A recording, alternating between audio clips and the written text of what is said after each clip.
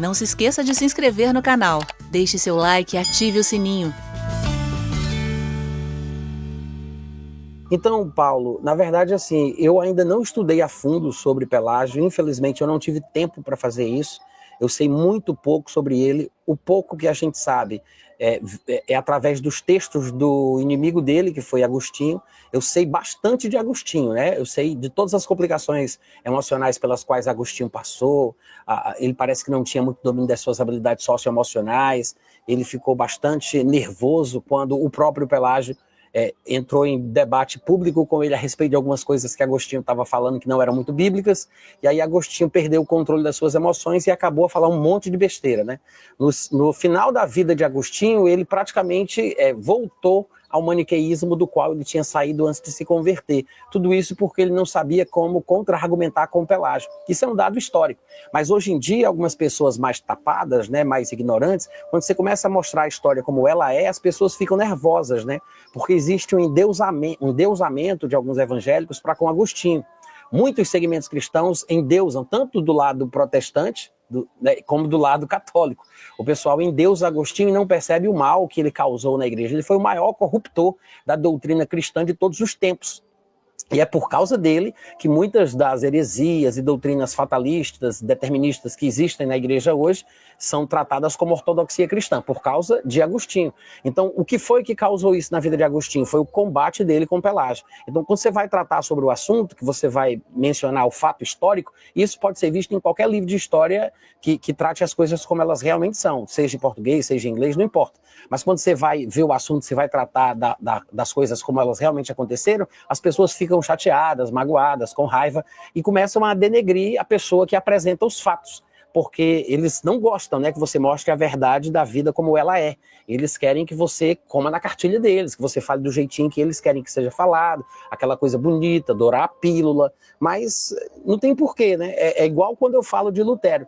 De vez em quando eu estou ministrando alguma coisa e eu toco no nome de Lutero e mostro algumas coisas erradas que ele fez, como, por exemplo, ter escrito um livro que ensinava a matar judeus, a tocar fogo nas sinagogas dos judeus, a perseguição que ele ofereceu contra os judeus no final da vida. Ele escreveu um livro ensinando a matar judeu, que foi o livro que Adolf Hitler leu e por causa do qual ele quis acabar com a raça judaica da face da terra durante a Segunda Guerra Mundial. Então, quando eu conto isso, muita gente fica escandalizada, fica com raiva, aí já vieram falar comigo no particular. Por quê? Porque eles não gostam que a verdade seja exposta do jeito que ela é. Eles né, querem que tem uma aparência bonita, um negócio, mas a verdade não é essa, né, gente?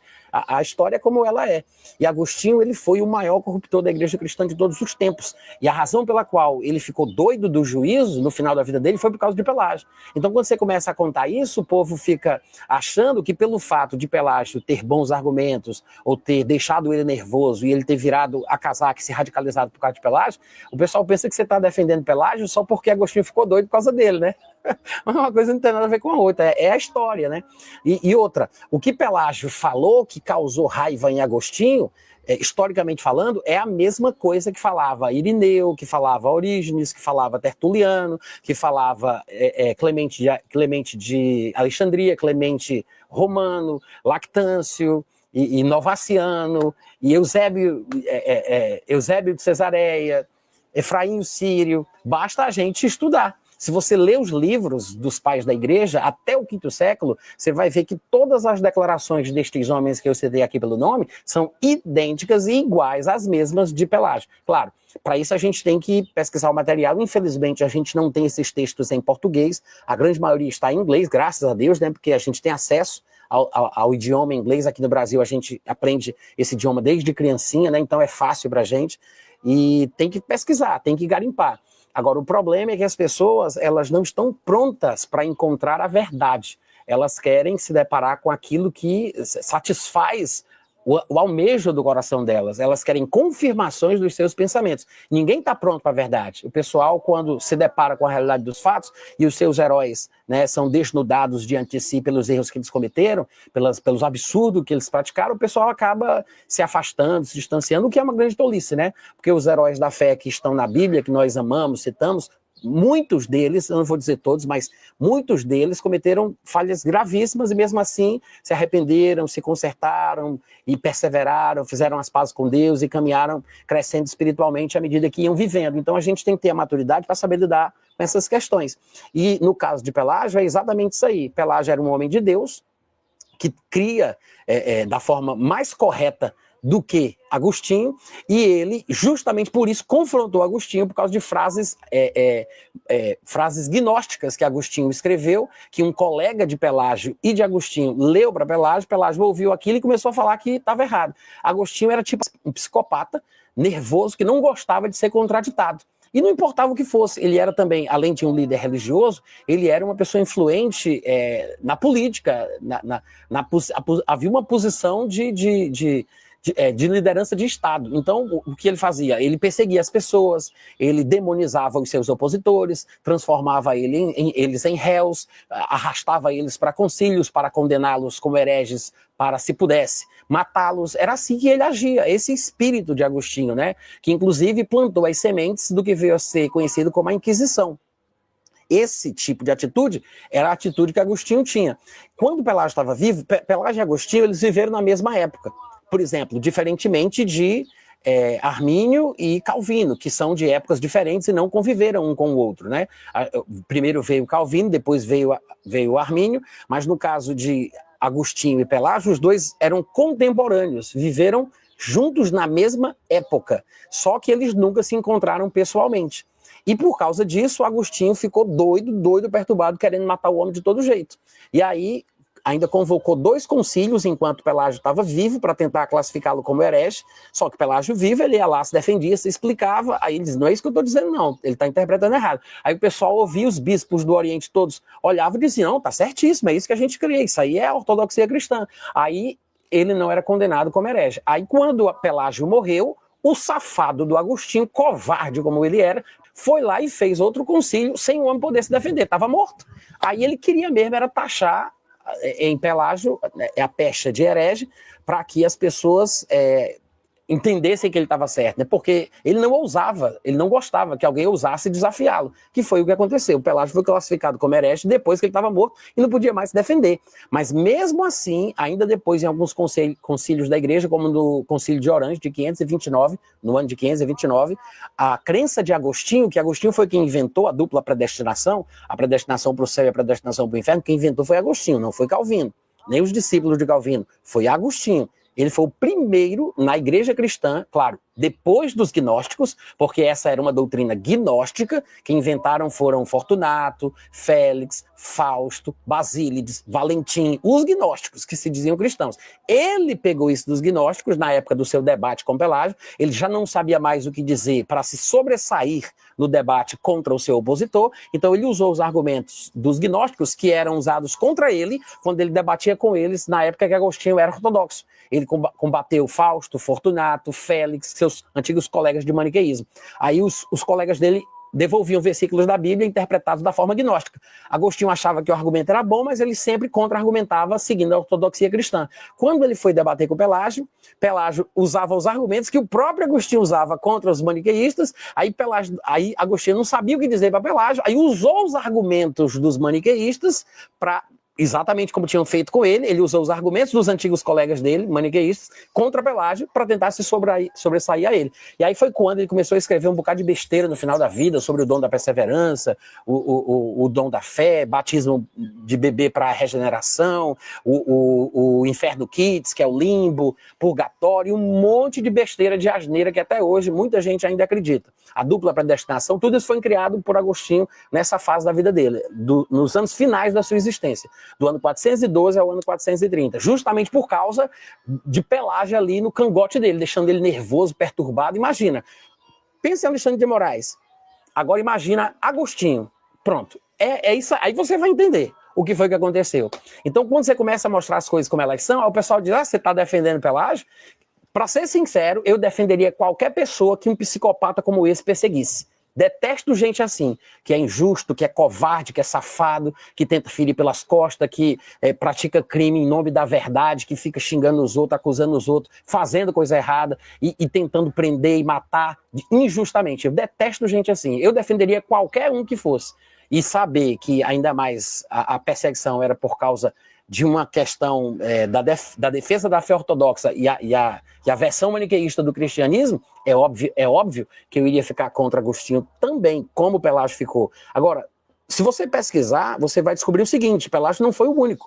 Pelágio só teve o azar de viver na época de Agostinho. Só esse. Esse foi o azar de Pelágio. Porque se tivesse sido na época de Orígenes, quem teria sido taxado como herege? Orígenes. Se tivesse sido na época de Tertuliano, quem teria sido taxado? Era Tertuliano. Se fosse Irineu, era Irineu. Se fosse qualquer um, tinha sido eles que teriam sido taxados como heréticos. Por quê? Porque se você realmente conhece os textos, né, a defesa feita por esses homens eram iguais em diversos aspectos, iguais entre si, em relação à imagem de Deus no homem, em relação ao livre-arbítrio, em relação ao homem não estar totalmente depravado, como os gnósticos acreditavam e que Agostinho passou a defender. Agostinho dizia que o homem nascia morto espiritualmente, pecado e preso, em pecado e preso. Tanto é que se ele morresse, ele ia para o inferno. Para ele não ir para o inferno, ainda beber, antes de 1 ano de idade, se aquela criança recém-nascida morresse e não fosse batizada, ela ia para o inferno porque era miserável, pecadora, totalmente depravada, como os gnósticos ensinavam. Então, quem realmente esteve errado foi Agostinho. Ele foi o principal problema da história do cristianismo.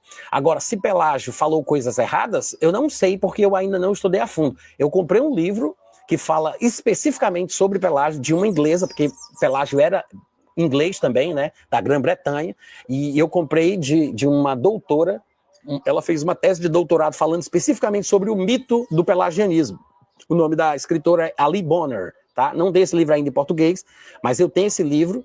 Eu comprei, ainda dei uma folheada nele, ainda não mergulhei a fundo, mas é impressionante os dados históricos que ela traz. Inclusive, ela comenta que na época foi uma celeuma tão grande porque a igreja se dividiu. Muitos eram a favor do que Pelágio falava, porque ele falava o que a ortodoxia cristã até então defendia.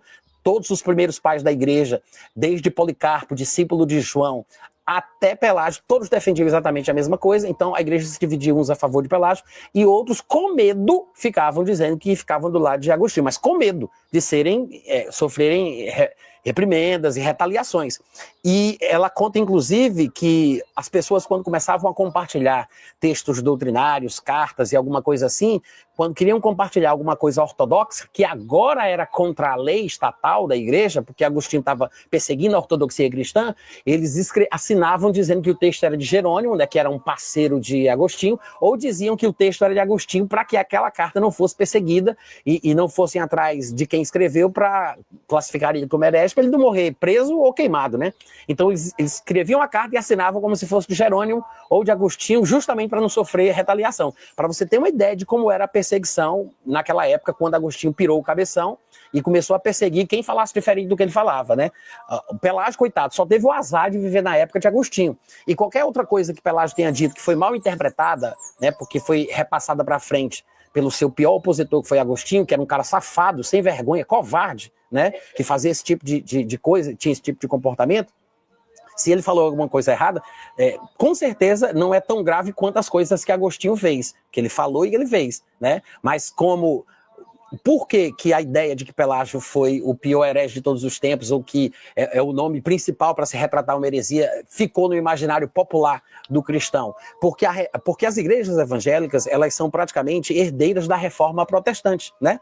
E a reforma protestante, ela foi encabeçada no seu auge, porque ela vem evoluindo e amadurecendo, né, com alguns...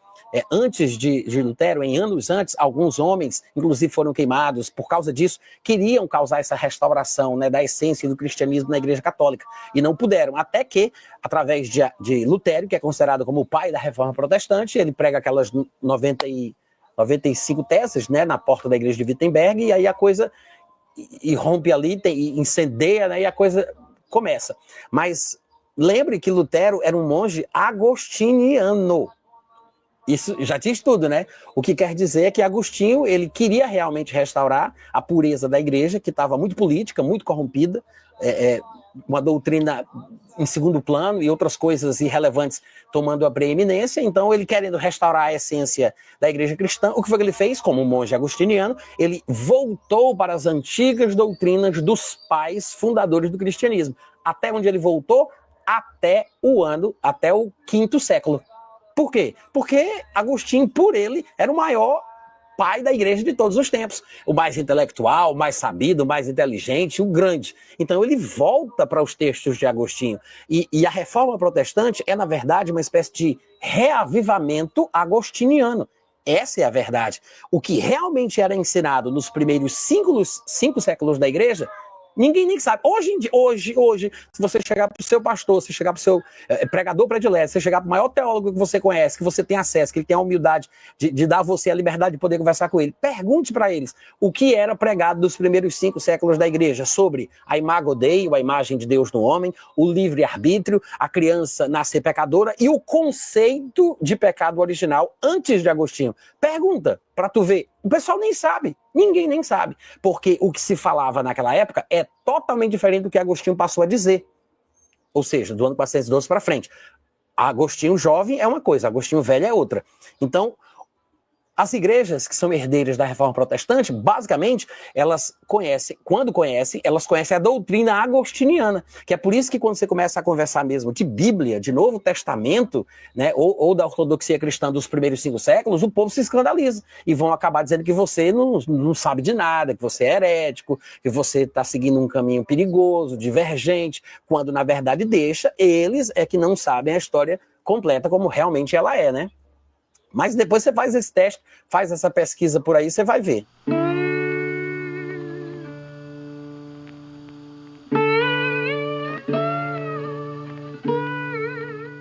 Este é um trabalho independente e conta com a ajuda das pessoas que têm sido abençoadas por ele. Se você quiser fazer parte do grupo de mantenedores desta obra, se informe das opções disponíveis na descrição deste vídeo. Agradecemos pela atenção e pelo carinho. Deus abençoe.